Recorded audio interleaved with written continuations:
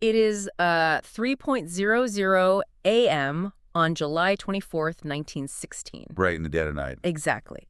And 50 feet beneath the black, churning waters of Lake Erie, this newly excavated water intake tunnel has just violently exploded. Yeah, a pocket of natural gas just ignited. Right, and it collapses the earth, basically turning this deep subterranean shaft into a suffocating toxic tomb. Just a horrific scene. And two heavily equipped, highly trained rescue teams have already gone down into that smoking hole. And none of them have come back up. None of them. I mean, they stepped into a completely oxygen-depleted environment. They became victims the exact moment they crossed the threshold into the dark. So up on the surface, you have the authorities, the police, the surviving engineers. They're entirely paralyzed. Yeah, they have exhausted every protocol. The whole system has failed. Completely failed. And just when the situation devolves into absolute despair, this man arrives at the scene. He was woken up in the middle of the night by a frantic messenger, so he's quite literally still wearing his pajamas. Which is just such an incredible visual. Right. But more importantly, he is carrying this bizarre, almost alien-looking contraption made of heavy canvas hoods and these long, dangling breathing tubes. Yeah. And when nobody, not the police, not the surviving tunnel workers, when nobody else will take another step toward that lethal descent, this man in his pajamas plunges straight into the toxic darkness. Which is astounding because this man, he was not a municipal firefighter. Right. He wasn't a rescue diver. He was a private citizen. He was an inventor. Yeah. And he was about to prove, using his own lungs and his own life as the ultimate collateral, that his engineering was sound. So today we are immersing ourselves entirely in the life of that man, Garrett Augustus Morgan, Sr. Yes. This is a deep dive into the mind of one of the most remarkable, relentlessly curious American inventors and entrepreneurs to ever live. Truly. We're looking at a man who is born to freed slaves, a man whose formal education halted at the 6th grade, who somehow managed to engineer mechanical and chemical solutions that literally shaped the everyday safety of the modern world. It is a profound story of mechanical genius. But, it is also a story of extraordinary psychological endurance. Yeah, absolutely. Because Garrett Morgan was engineering solutions for a society that was structurally designed to oppress him. Right. So we're going to look closely at the actual mechanics of his inventions, from the thermodynamics of his gas mask to the kinetic flow of his traffic signals. And we're going to examine how he bypassed the friction of machinery while simultaneously battling the intense friction of early 20th century systemic prejudice. It's a lot to unpack. It really is. And I look at the sources we have for this deep dive, and the only analogy that makes sense to me is that Morgan possessed an almost superhuman trait. Okay, I like that. But it wasn't, flight or invulnerability. It was this obsessive, unstoppable spatial reasoning. Oh, definitely. He had a brain that could look at a chaotic, dangerous intersection, or a suffocating room, or a scorching needle, and instantly see the invisible forces at play. He could look at a broken world and just build a physical mechanism to fix it. Exactly. He fundamentally refused to accept that a problem was unsolvable. And if we trace his timeline back to the beginning, you see that refusal taking shape in an environment where simply surviving required immense ingenuity. So let's start there. The origin. Yeah. Garrett Morgan was born on March 4th, 1877 in Paris, Kentucky. Which is a predominantly African-American community in Bourbon County. Navigating the immediate, really fragile aftermath of the Civil War. And the historical context of his birth is critical to understanding the gravity of his later achievements, Definitely. His mother, Elizabeth Reed, was a freed slave who was part Native American, and the daughter of a reverend named Garrett Reed. Okay. And his father, Sidney Morgan, was also a freed slave. But the records indicate a specific, chilling detail. Sidney had been enslaved by Confederate General John H. Morgan. Whoa! Yeah, the leader of the infamous Morgan's Raiders. That detail just stops you in your tracks. The legacy of enslavement wasn't some abstract historical concept for Garrett Morgan. No, not at all. It was the direct, lived experience of the two people who raised him. He was born carrying the name of the man who literally owned his father. Right. He entered a society that had just fought a catastrophic war to keep people like him in chains, and which was rapidly constructing Jim Crow laws to ensure his potential remained permanently capped. Exactly. The structural barriers were immediate and suffocating, and you see the economic reality of that right away in his childhood. Yeah. He was the 7th of 11 children. Yeah. In a post-war agrarian economy, a family of that size requires all hands on deck just to sustain basic caloric intake. So he attended Branch Elementary School in a nearby area called Claysville, Kentucky, but his formal schooling stopped abruptly at the 6th grade. He had to drop out. Yeah, drop out to work full-time and contribute to the family's survival. But this is where we have to reframe our modern understanding of education. What do you mean? Okay. Well, his formal institutional schooling may have ended at the 6th grade, but his intellectual momentum was only just accelerating. Oh, I see. Because at the age of 14, he makes this massive life-altering decision. He leaves Kentucky and moves north to Cincinnati, Ohio to find better work. I want to pause on that. 14 years old. Yeah. Most 14-year-olds today are, navigating middle school dances and learning algebra. Right. Garrett Morgan is moving to a bustling, highly industrialized, grimy 19th century river city completely on his own. It's wild to think about. It is. He gets a job working as a handyman for a Cincinnati landowner. Now, a handyman in 1891 isn't just fixing a leaky modern faucet. Oh, no. He is dealing with heavy masonry, crude plumbing, carpentry manual labor from dawn until dusk. And he is making incredibly meager wages for that backbreaking labor. Yeah. But here is the defining detail of Morgan's early life. He took a portion of those meager wages money that could have gone to better food or warmer clothes. Right. And he hired a private tutor to continue his studies in the evenings. That just completely rewrites the self-taught dropout narrative that we idolize today. It really does. You hear about modern tech billionaires who drop out of elite universities to start a company in a garage. But let's be honest, they usually have a massive safety net. Exactly. They have wealthy parents, access to venture capital, and a society that inherently views them as young geniuses. Garrett Morgan had zero safety net. He had no generational wealth. If he failed, he starved. So doesn't his story demand that we create a new category for what it means to be a self-taught engineer? It absolutely does. I mean, the modern dropout narrative is often a story of a privileged person deciding that a prestigious institution is simply moving too slowly for their ambition. Right. Morgan didn't choose to leave his elementary school. He was forced out by brutal economic reality. Yeah. His decision to hire a tutor wasn't a rejection of the classroom. It was a desperate, passionate pursuit of the education he had been denied. He worked all day using his muscles, and he paid someone to help him train his mind at night. And that mental training begins to materialize in a very specific way in 1895. He's about 18 years old, and he moves again, this time to Cleveland, Ohio. Okay, Cleveland. Now, Cleveland in the 1890s is exploding. It is a booming hub of manufacturing, steel, and textiles. The air is thick with coal smoke and the sound of machinery. Just a totally different world. Yeah, and he gets a job repairing sewing machines for a clothing manufacturer. Which is the perfect incubator for his specific type of genius. Really?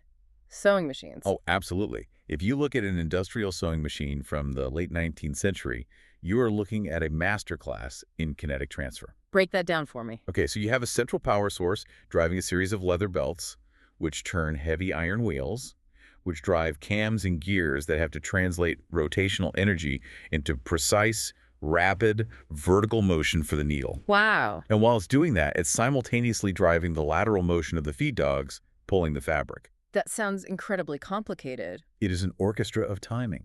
If the needle drops a millisecond too late, it strikes the metal plate and shatters. Ouch. Yeah, and if the tension is off by a fraction, the thread snaps. Morgan wasn't just wiping grease off these machines.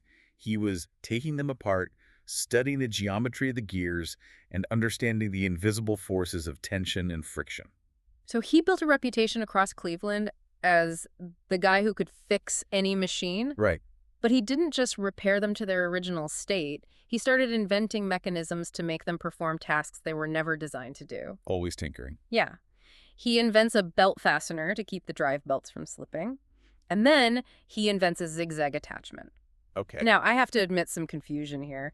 I know what a zigzag stitch looks like on a modern shirt, but mechanically in the 1890s, how do you force a machine that is rigidly built to only punch a needle straight up and down to suddenly start sewing sideways? That is exactly why this invention highlights his spatial reasoning. Okay. To create a zigzag stitch on a straight stitch machine, you have to intercept the needle bar, that's the heavy metal rod holding the needle, and you have to introduce a cam mechanism. What's a cam? A cam is essentially a shaped wheel that converts rotary motion into linear or lateral motion. Morgan designed an attachment that harnessed the rotational power of the machine to physically push the needle bar left, then right, then left. Wow. And it had to be in perfect synchronization with the downward punch of the needle and the upward catch of the bobbin thread below the plate. That is wild. He is essentially hacking the machine's central nervous system to make it perform a totally new kinetic dance. Exactly. He was manipulating time and space in heavy iron. It requires an incredible understanding of geometry and mechanical leverage. He wasn't just a tinkerer. He was reverse engineering the limitations of 19th century manufacturing. So he is training his brain. Every day he is looking at a needle and thread and asking, where is the inefficiency? Where is the friction? How can this mechanism do more? Constant optimization. Right. And that exact mindset is going to transition him from a wage worker to a wealthy entrepreneur. And it happens rapidly. Yeah. By 1907, Morgan has saved enough of his own capital to open his own sewing machine repair shop. He is his own boss. And his business acumen matches his engineering skill, because just 2 years later, in 1909, he and his wife, Mary Ann Hassick, who was a Czech immigrant, they expand massively. Okay, what do they do? They open Morgan's cut-rate ladies' clothing store. Oh, nice. And we are not talking about a small mom-and-pop boutique here. No, not at all. They are manufacturing coats, suits, dresses on a large scale. They ultimately grew the business to employ 32 people. That's a huge operation. It is. He has built a legitimate manufacturing enterprise. He is a wealthy man, but his brain just will not turn off. He can't stop observing the world and trying to optimize it. Which brings us to 1905, a few years before the clothing store opened, when he was still operating his repair shop. Okay. This is where we see one of the most fascinating scientific pivots in his career, a moment of pure accidental chemistry. This is actually one of my favorite historical Oh, stories. it's so good. So Morgan is in his shop. He's always looking for efficiencies, right? The industrial sewing machines of the era operated at incredibly high speeds. The metal needles would punch through thick woolen fabrics thousands of times a minute. And when metal moves through dense fiber at that velocity, you generate intense friction. Exactly. The friction was so severe that the needles would literally heat up and scorch or burn the woolen fabric as they sewed. Oh, wow. Yeah, it was ruining inventory. So Morgan decides he is going to solve this. He starts experimenting with chemistry. Okay. He wants to invent a liquid polish, like a chemical lubricant, that will coat the needles, reduce the friction, and stop the burning. So he is stepping out of mechanical physics and into chemical engineering. Right, so he's mixing up these various chemical compounds in his shop, and during one of these experiments, he accidentally gets some of this alkaline liquid mixture on his hands. Classic science accident. Yep. He absent-mindedly wipes his hands on a scrap piece of pony fur cloth that happens to be lying on his workbench. And when he looks down, he notices something bizarre. The rough, wiry, tangled pony fur on the cloth has completely changed its physical structure. Really? Yeah, the fibers are standing perfectly smoothly straight. Most people in 1905, or even today for that matter, would have looked at that cloth, thought, well, that ruined the fabric, thrown it in the trash, and gone back to trying to fix the needle. But Morgan's brain doesn't discard anomalies. It investigates them. He looks at this straight pony fur and thinks, what just happened on a molecular level? I love that. So he decides to escalate the experiment. He goes next door and tests this chemical liquid on his neighbor's dog. Which, from a historical perspective, is a hilarious visual. It really is. You just picture him walking over with a beaker of industrial needle polish and asking to borrow an Airedale Terrier. Right. Hey, can I borrow your dog for a science experiment? But the result was undeniable. The dog's wiry hair straightened out completely. Incredible. So, having proved the concept on animal fur, he proceeds to the ultimate human trial. He applies the chemical compound to his own hair. Very brave. And it works perfectly. It relaxes the tight curls of his hair, leaving it completely straight without causing any damage or chemical burns to his scalp. To understand why this happened, we really have to look at the biology of hair.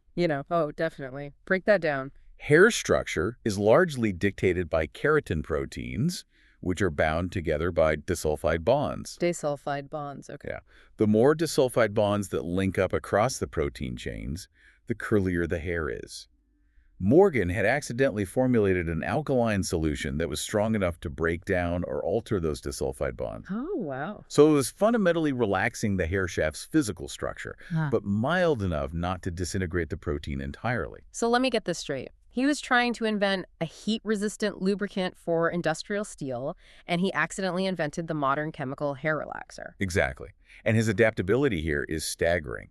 He didn't rigidly hold on to his identity as a machine guy. He saw the market potential immediately. It's brilliant. If you are trying to invent a new high-performance motor oil and you mix a batch that fails terribly at lubricating an engine, but happens to be the greatest hair gel ever created, Right. you don't throw it away just because you wanted to be a mechanic. True genius is recognizing that the universe just handed you the solution to a completely different problem. He capitalized on it with incredible speed. Mm. He refined the liquid into a stable, spreadable cream. And by 1913, he launched a completely new enterprise, the G.A. Morgan Hair Refining Company. He built an entire cosmetic empire. He really did. He sold the patented hair straightening cream. He developed a hair growing cream. He created a black hair oil dye. Wow. And he even synthesized his mechanical background with his new cosmetic business by inventing a curved tooth comb made of brass. Oh, interesting. Why brass? It was specifically designed to retain heat and pull through the hair to assist in the straightening process. That is so smart. And, the hair care business catapulted him into a different echelon of society. Oh, for sure. He was very wealthy, prominent, and highly respected in Cleveland's burgeoning black middle class. Yeah. He had achieved a level of financial security that was exceptionally rare for a black man born to freed slaves just after the Civil War. He could have comfortably retired to a desk and simply managed his wealth. But the very wealth that allowed him comfort also gave him the resources to look at larger, deadlier problems. Right. He is sitting in a booming, industrializing city. Early 20th century Cleveland is essentially a tinderbox. Completely. The buildings are largely constructed of wood, the factories are powered by open-flame coal furnaces, and safety regulations are, well, virtually non-existent. Yeah, fires were catastrophic and frequent. Exactly. And Morgan starts intensely observing the firefighters attempting to combat these blazes. And the bravery of those early firefighters is unquestionable, but their equipment was tragically inadequate. Morgan is watching these men rush into burning textile mills and chemical plants, and he sees them constantly being dragged back out by their colleagues, completely incapacitated. Coughing up black phlegm. Yeah, suffocating from the thick, toxic smoke before the fire ever touches them. So around 1912, he decides he is going to build a mechanism for breathing.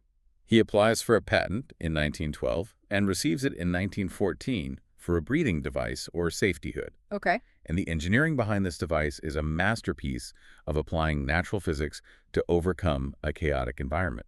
Let's really break down the science of this because it relies on the fundamentals of thermodynamics, right? Exactly. When a fire breaks out in a confined space, like a factory floor, it generates intense heat. And because heated gases are less dense than cool air, the hot, toxic smoke rapidly rises to the ceiling. It creates a dense canopy of poison up high. Right. But down near the floorboards, because the cool air is heavier, there is often a very thin, distinct layer of relatively clean, breathable air that hasn't been displaced yet. And Morgan recognized that natural separation. He realized he didn't need to invent a complex, heavy machine to manufacture clean air. Okay. He just needed a conduit to access the clean air that the fire was naturally pushing to the floor. The design was elegantly simple. It was a heavy canvas hood that completely covered the wearer's head, sealing off the smoke. Yeah. But protruding from the front of the hood was a long, flexible breathing tube that dangled all the way down to the wearer's ankles. Like a giant straw. Exactly. It acted exactly like a giant straw. When the firefighter stood in the middle of a burning room and inhaled, the suction didn't pull air from the toxic cloud around their face. The tube drew up the cool, breathable air from the floorboards. And he added crucial layers of filtration. Inside the base of the tube, where the air entered, he placed a damp sponge. Right. And what exactly is the physics of the wet sponge? It serves two vital functions. First, it acts as a particulate filter. As the air is drawn up, any heavy ash or soot suspended near the floor gets trapped in the porous, wet material of the sponge. Okay, that makes sense. Second, it utilizes evaporative cooling. Oh, wow. Yeah, as the ambient heat of the fire warms the incoming air, pulling it through a damp medium cools the air down before it hits the firefighter's lungs. Preventing thermal burns to the respiratory tract. Exactly. So clever. But wait, hold on. I was reading the source materials, and it mentions that later models of this hood included a 15-minute airbag. Yes. A canvas hood and a dangling hose is one thing, but how in the world is a guy in 1914 engineering a pressurized, breathable airbag system without complex mechanical pumps? I'm just totally lost on the mechanics of that. It's an excellent question, and it shows how his designs evolved. The reservoir bag was added to the back of the hood for situations where the air on the floor was no longer safe, Like where? like in a deep mine shaft or a tunnel where gases pool differently than smoke. Oh, I see. So before entering the hazardous zone, the wearer would use a simple hand pump or bellows to inflate a durable, airtight bladder made of rubberized canvas with fresh outside air. Okay, so they carry their own air. Right. And Morgan designed a rudimentary but highly effective one-way mechanical valve system. How did that work? When the firefighter inhaled, a valve on the intake tube would close, and a valve connected to the reservoir bag would open, pulling in the stored fresh air. Wow. And then when they exhaled, the bag valve closed, and an exhaust valve opened to vent the carbon dioxide out into the room. So he literally engineered an early SCBA, a self-contained breathing apparatus, using canvas, rubber, and mechanical flap valves. Precisely.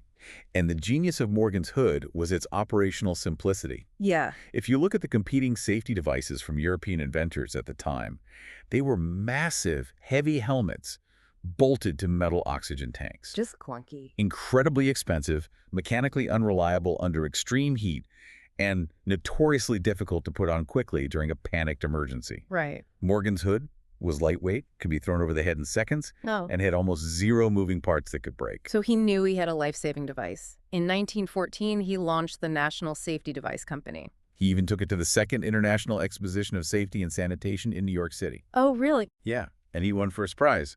The experts acknowledged it was brilliant. But then Morgan collides with a force far more toxic than coal smoke. He attempts to sell this life-saving device to municipal fire departments across the United States, and he hits an impenetrable wall of systemic, institutional racism. We have to look unflinchingly at the reality of 1910s America. Segregation was the law of the land in the South and the de facto reality in the North. Right.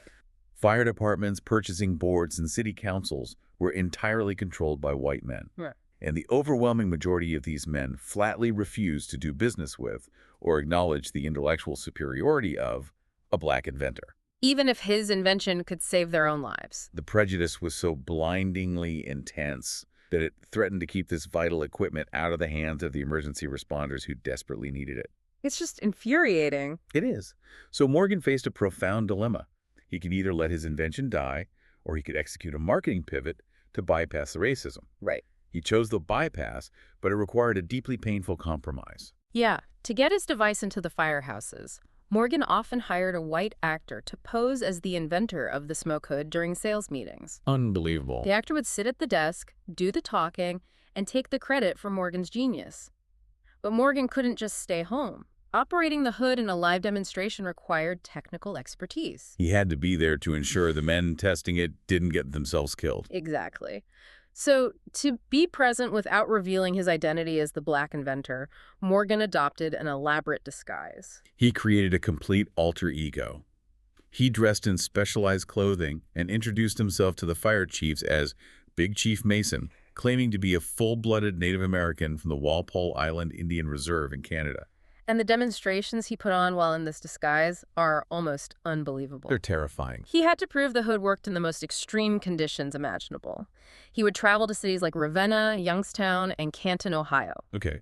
He would set up a large enclosed canvas tent in a public square or at the firehouse, and then he would build a noxious fire inside that sealed tent. And we know exactly what he burned. The sources detail the chemical cocktail. He fueled these fires with a mixture of tar, raw sulfur, formaldehyde, and actual animal manure. Okay, stop right there, because we throw those words around, but what does that specific combination of burning chemicals actually do to the human respiratory system? It creates an instantly lethal environment. Break that down. Okay, burning sulfur produces sulfur dioxide gas, which reacts with the moisture in your eyes and lungs to form sulfuric acid. Literally burning your tissues from the inside out. Yes.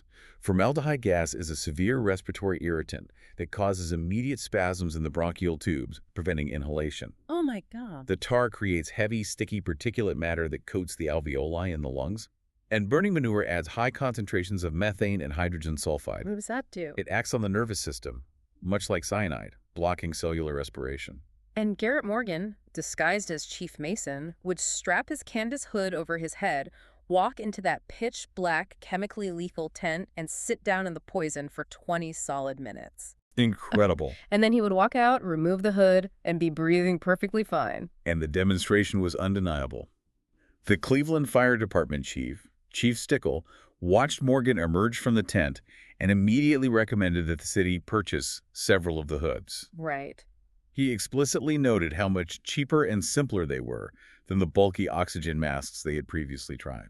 I really want to stop here and push back on the way this story is frequently framed in popular history. Okay, how so? You will often hear this anecdote about Morgan dressing up as a Native American, told like it's a fun, clever caper. Like it's a scene from a heist movie where the smart guy outwits the bumbling guards. Yeah, it's romanticized. Right. But we cannot sanitize the absolute tragedy and humiliation of this. This was a brilliant mechanical engineer, a man of wealth and standing, who was forced to put on a costume and intentionally inhale burning sulfur and manure just to trick prejudiced people into buying a device that would save their own lives. It perfectly encapsulates the dual burden he carried every single day. Yeah. He was fighting the physical danger of the smoke, which was deadly enough, but he was simultaneously fighting the social danger of racism, which demanded he erase his own identity just to participate in the economy. It's awful. The psychological toll of having to hide your genius behind a pseudonym and a disguise just to protect your fellow citizens is immense. But the tent demonstrations, as extreme as they were still controlled environments. Morgan built the fire. Morgan pitched the tent. The ultimate test of the smoke hood and of Garrett Morgan's own physical courage was not a demonstration. It came in 1916. Which brings us back to the terrifying hook we started with, the Lake Erie disaster. July 24th, 1916. The city of Cleveland is rapidly expanding its infrastructure, and they are digging a new, massive water intake tunnel 50 feet directly beneath the bed of Lake Erie. It is incredibly dangerous, grueling subterranean work. The miners are working in cramped, damp conditions, and then tragedy strikes. The drillers hit a large pocket of natural gas, primarily methane, trapped in the earth beneath the lake. A spark ignites it, and there's a massive concussive explosion. And the physics of a subterranean methane explosion are catastrophic. The concussive blast alone causes structural collapse, turning dirt and rock into deadly projectiles. Yeah. But the invisible aftermath is worse. The combustion of methane instantly consumes the available oxygen in the confined space of the tunnel, replacing it with lethal concentrations of carbon monoxide and carbon dioxide. And as we detailed at the beginning, the municipal rescue efforts were a tragic failure. The first rescue team of 11 men goes down the shaft. They are overcome by the gas and do not return. Right. The city then sends a second rescue expedition down to save the first. The sources indicate that the second team managed to recover one single survivor from the initial blast, but the rest of the second team was rapidly overcome by the fumes. They were dying in the dark. The authorities standing at the surface are looking down a 50-foot shaft that has just consumed over a dozen highly trained men. They have no equipment capable of filtering carbon monoxide. They are completely out of options. But then, someone on the scene remembers the demonstrations. A man remembers seeing Big Chief Mason sit in that tent of sulfur and formaldehyde and walk out alive. They know who the real inventor is. So in the dead of night, they send a frantic messenger to Garrett Morgan's house. The message is a desperate plea. Come immediately and bring as many of your safety hoods as you can carry. Morgan is roused from a deep sleep. He understands exactly what is happening. He doesn't bother to get dressed. He and his brother, Frank Morgan, grab 4 of the smoke hoods, throw them in their automobile, and rush through the empty streets to the lakefront. They arrive at the edge of the crater, literally still in their pajamas. But even then, with men suffocating beneath their feet, they are met with resistance. It's infuriating. Most of the rescue officials and police officers on the scene look at Garrett Morgan, a black man in his pajamas holding a canvas hood with a damp sponge inside. And they are openly skeptical. Right. They refuse to believe this simple device will protect them against the invisible gas that just killed their colleagues. They refuse to put the hoods on and go down. So Morgan is faced with another profound choice. He could have handed over the hoods, explained how they worked, and gone back to bed. But he makes the decision that cements his legacy as a true hero. Yeah. If the authorities won't go, he will go himself. Why him? I mean, why not just demand that the police officers do their job? Why does the guy who invented the mask have to be the one to do the rescue diving? Because true leadership in a crisis requires assuming the ultimate risk. Morgan knew that the only way to convince terrified men to enter a death trap was to lead them into it. Morgan, his brother Frank, and two incredibly brave volunteers take the 4 available hoods. Okay.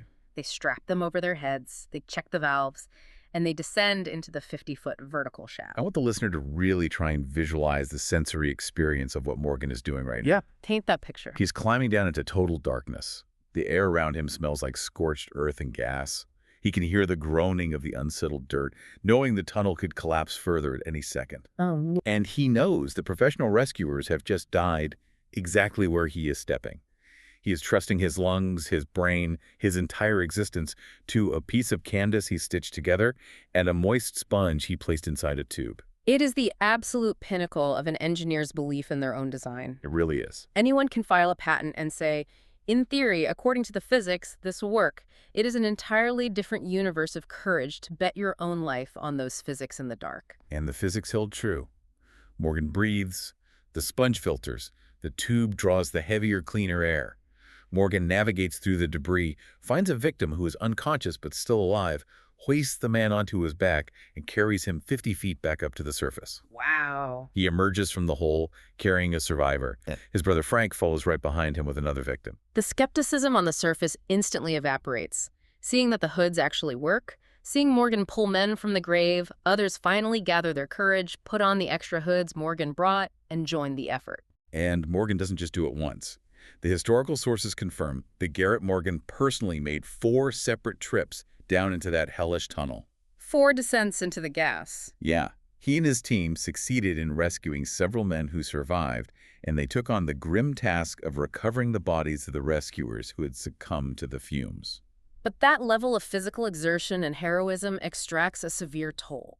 Breathing through a damp sponge while carrying dead weight up a shaft is incredibly taxing. And the filtration wasn't perfect against the sheer concentration of carbon monoxide over prolonged exposure. Right. The toxic gases he inhaled during those 4 trips permanently damaged his lungs. His health was affected for the rest of his long life. He sacrificed a piece of his own physical well-being to save those men. You would think, reasonably, that after an event like this, a man literally pulling victims from a subterranean grave in the middle of the night, he would be hailed as the absolute savior of Cleveland. There should have been ticker tape parades. Right. The mayor should have given him the key to the city. But there were no parades, which leads us to the bitter aftermath and the paradox of his national fame. Instead of a hero's welcome, Morgan was met with a deliberate, orchestrated erasure by the very city he had just served. It is genuinely hard to read the historical accounts of what happened next. It's awful. In the days following the Lake Erie rescue, the major Cleveland newspapers published extensive dramatic accounts of the tragedy. But they completely ignored Garrett Morgan's act of heroism. They just left him out. They omitted the fact that he was the first to rush into the tunnel, and they completely erased his crucial role in providing the exact proprietary equipment that made the rescue physically possible. The erasure wasn't just lazy journalism, it was official municipal policy.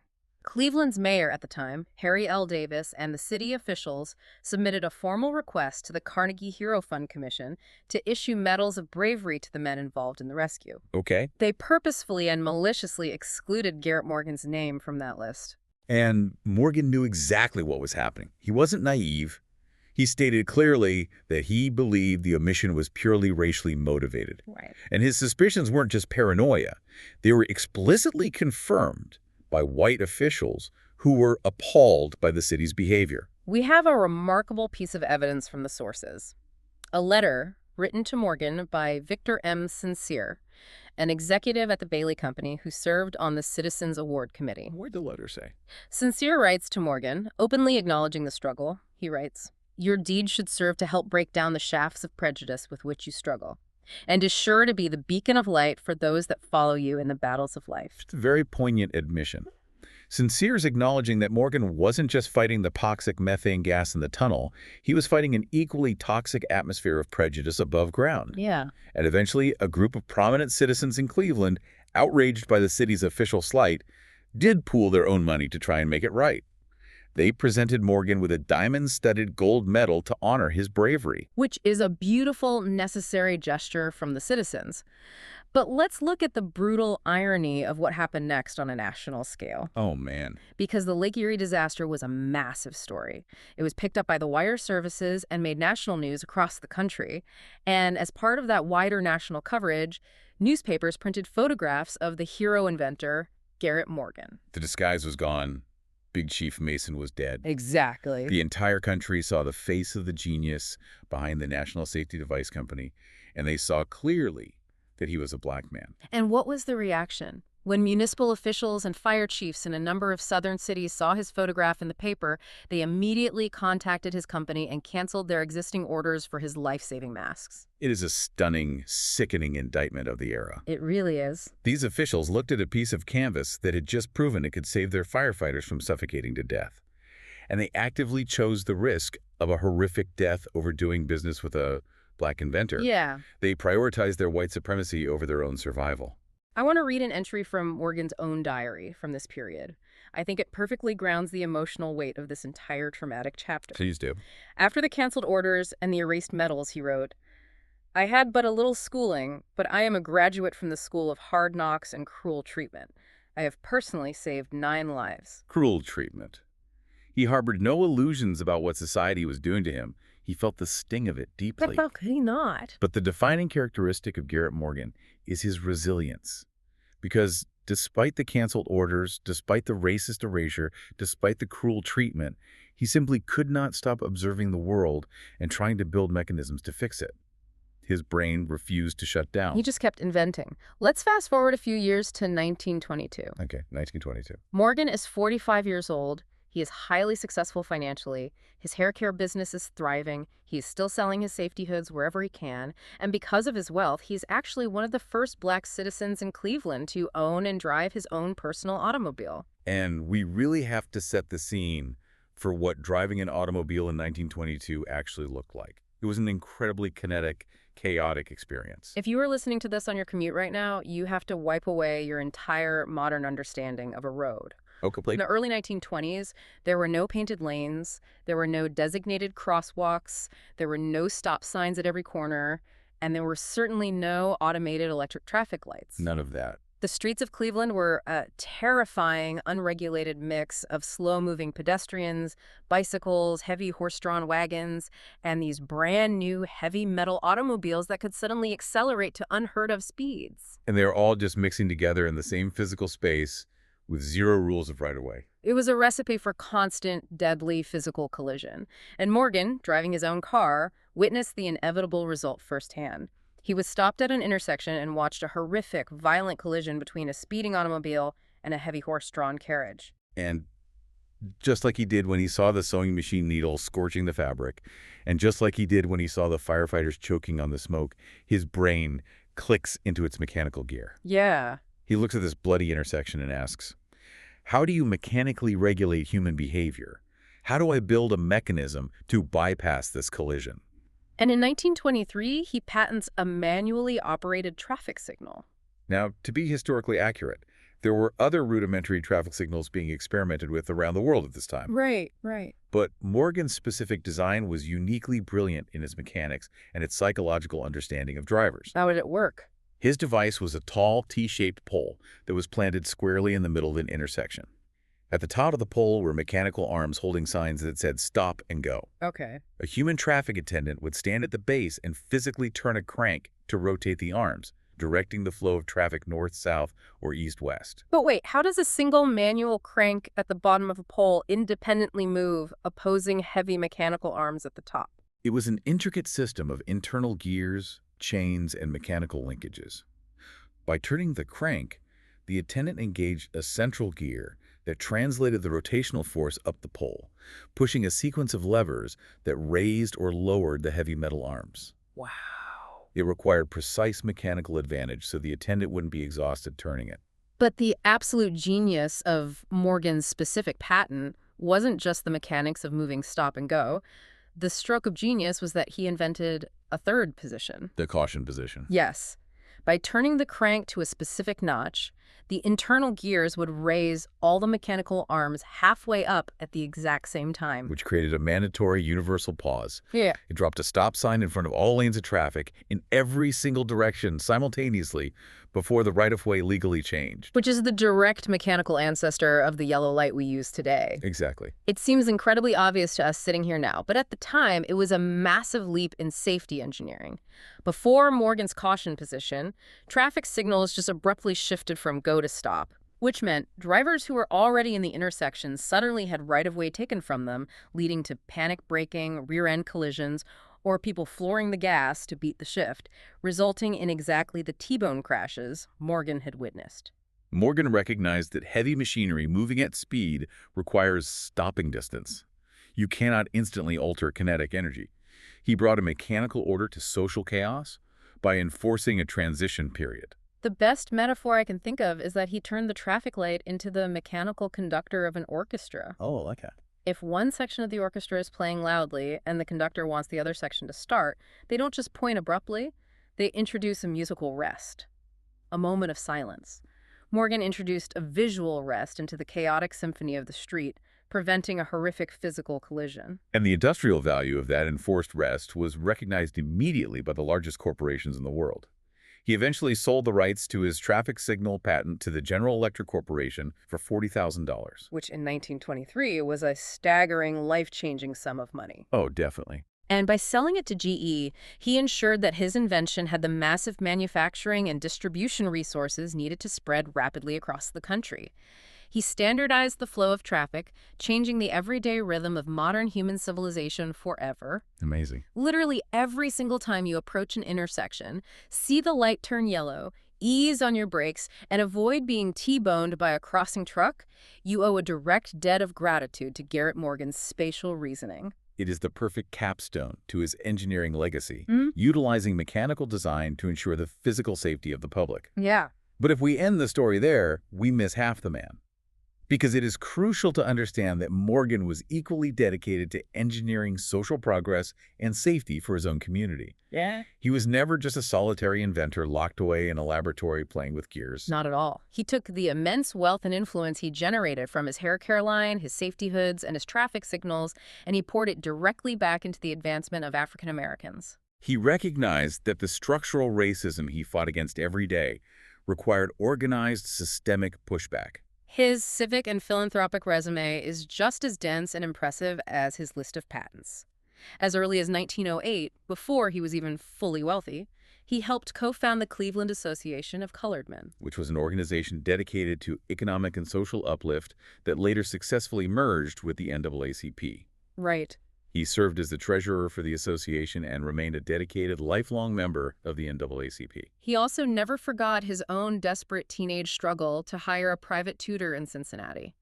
He fundamentally understood the power of a formal education that he was denied. So he donated his own money heavily to support historically black colleges and universities. He was deeply embedded in the social and spiritual fabric of his community, becoming a prominent member of the Prince Hall Freemasons, specifically Excelsior Lodge No. 11 in Cleveland. And he was an active congregant at the Antioch Baptist Church. Furthermore, he understood the power of narrative. He knew that if the mainstream white newspapers were going to erase his heroism at Lake Erie, the black community needed its own press to document its own history and advocate for its own rights. That's a great point. In 1920, he founded a weekly newspaper called the Cleveland Call.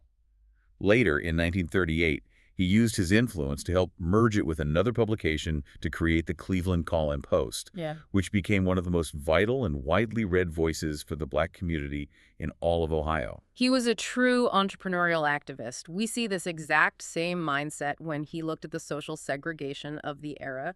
Black Americans in the 1920s were legally and socially barred from white country clubs, golf courses, and recreational spaces. They were denied places to rest and socialize. So what does Morgan do? He doesn't just write an angry letter, he acts. He buys a large tract of farmland near Wakeman, Ohio, and he physically builds the Wakeman Country Club. An expansive recreational space specifically open to black citizens. Yeah, if the racist society of the 1920s wouldn't let his people through the front door, he would use his wealth to build an entirely new estate. He even took the fight directly into the political arena.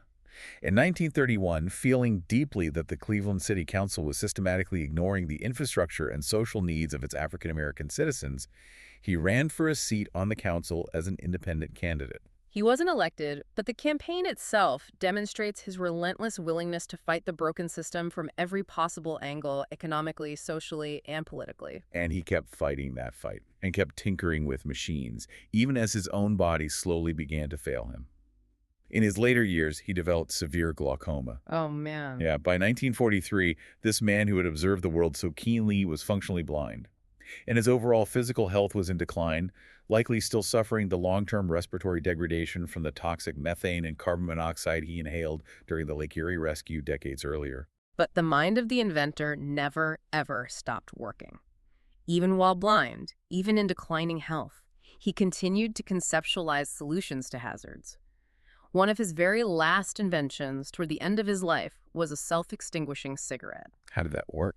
He observed the high rate of fatal house fires caused by people falling asleep with lit cigarettes. So he designed a small plastic pellet filled with a tiny amount of water. Okay. This pellet was inserted into the cigarette paper just before the filter. As the cherry of the cigarette burned down to the end, the heat would melt the plastic pellet, releasing the water and instantly extinguishing the ember before it could ignite a mattress or a rug. He was trying to stop fires and save lives until the very bitter end. Garrett Morgan passed away on July 27, 1963 at the age of 86 and is buried in Lakeview Cemetery in Cleveland. When you step back and look over the entirety of this deep dive, there's such a beautiful, powerful, and profound thematic consistency to his time on Earth. Absolutely. Whether he was looking at a burning sewing machine needle, a suffocating firefighter in a textile mill, a deadly, chaotic intersection of Model Ts, or a deeply segregated, oppressive society, Garrett Morgan's brain operated on the exact same algorithm. Yeah. He looked at the problem, analyzed the friction, and said, "This is broken. I am going to build a mechanism to bypass the danger and fix it." He was the absolute master of the mechanical bypass. He found an engineering path around the friction of industrial steel, around the deadly thermodynamics of smoke, around the kinetic collisions of the street, and around the crushing prejudice of his era. So, to summarize the incredible journey we've taken today, we have traced the arc of a man born to freed slaves in Kentucky, carrying the name of a Confederate general. A man who started as a 14-year-old handyman with only a 6th grade education, who paid for a tutor with his own sweat. A truly self-made man. Through sheer will and an unquenchable, brilliant curiosity, he became a master mechanic. He accidentally revolutionized cosmetology and built a hair care empire while trying to lubricate sewing machines. He utilized the natural laws of thermodynamics to invent a breathing apparatus that literally shaped the air rescuers breathe in the darkest emergencies. And he used mechanical pacing and gears to invent a traffic light that dictates the rhythm of the streets we all drive on every single day. His entire portfolio of inventions was born out of a profound, observant curiosity. He watched the world closely, and when he saw people getting hurt, he applied his genius to protect them, regardless of who they were. And that leaves us with a final, provocative thought to mull over today as we end this deep dive. Garrett Morgan dedicated his entire life, his immense intellect, and his personal wealth to building physical devices designed to literally stop disaster in its tracks. He built chemical and physical filters to stop toxic poison from entering human lungs. He built heavy mechanical arms to halt speeding cars before they could collide and shatter bones. Yet, he lived his entire life in an era where he couldn't simply pull a lever and hit stop on the systemic racism that forced him into humiliating disguises, that canceled his life-saving contracts, and that actively tried to erase his heroism from the history books. It forces you to wonder what else might have been. It really does. It challenges you to consider the immense, unquantifiable loss to humanity. How many more lives might Garrett Morgan have saved? What other miraculous mechanisms might his brilliant spatial reasoning have dreamed up? And how much further advanced might our entire society be right now if brilliant inventors like Morgan hadn't been forced to spend half their energy and half their lives simply fighting for the basic right to exist, to sell their own products, and to be recognized for their own undeniable genius. The next time you are driving and you see that traffic light turn yellow, I want you to look up at it.